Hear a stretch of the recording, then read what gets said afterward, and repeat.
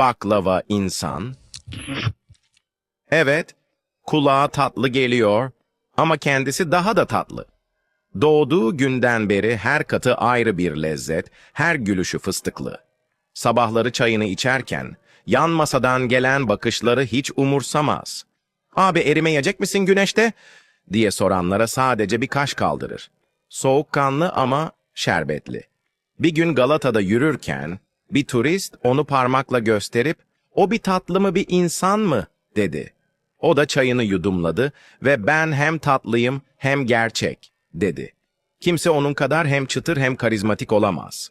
Güneş parladıkça daha çok parlar, rüzgar estikçe tatlı bir fıstık kokusu yayılır. İstanbul'un sokakları onsuz artık eksik. Sakın dilini uzatma, çünkü o gerçek bir baklava ve şaka kaldırmaz.